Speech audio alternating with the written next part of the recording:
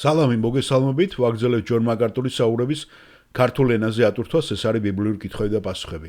Შემდეგი კითხვა ესეთი არის. მე მქვია ჯონ ლი, მოგესალმებით და მინდა დაგისვათ შეკითხვა.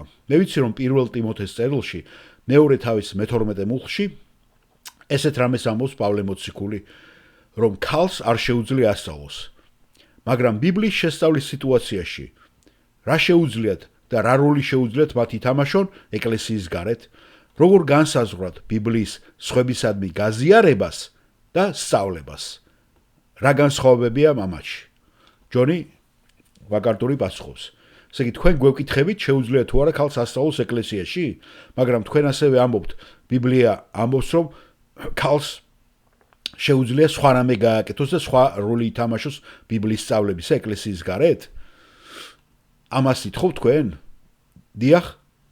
პირველ ტიმოთეში მეორეში ნათქვამია, რომ მათ არ შეუძლიათ ასწავლონ, მაგრამ ბიბლიის შესწავლის ვითარებაში, სახში, შინაურებთან შეუძლიათ თუ არა მათ გააზიარონ და ასწავლონ ღვთის სიტყვა?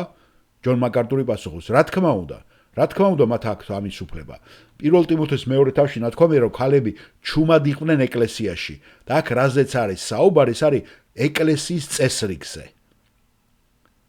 ეს ტიმოთეს პირველი წერილი დაწერილია ეკლესიის წესრიგისათვის. როგორი უნდა იყოს ეკლესიაში წესრიგი და ჩამოთვლილია სხვადასხვა რაღაცეები. როდესაც ეკლესია იკრიბება თავის ფორმალურ დროში, როდესაც იკრიბება პურის გასატეხად ზიარებისას, როდესაც ეკლესია იკრიბება ღვთის სიტყვის შესასწავლად.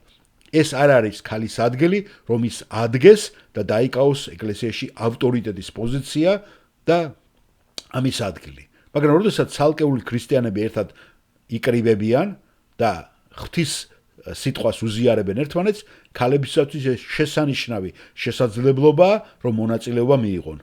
სინამდვილეში ფსალმუნომღერალი ამბობს, რომ დიდი მასპინძელი ქალები არიან, რომლებიც აქვეყნებენ სასიხალო ცნობას. მე ეს არ მახსოვდა, რომელ ფსალმუნში იყო და მოვიძიე.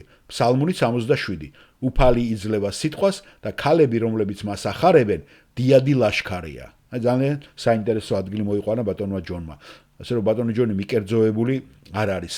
რასაც ბიბლია ამბობს, ყოველთვის იმას ცდილობს ხოლმე რომ გაამაგროს.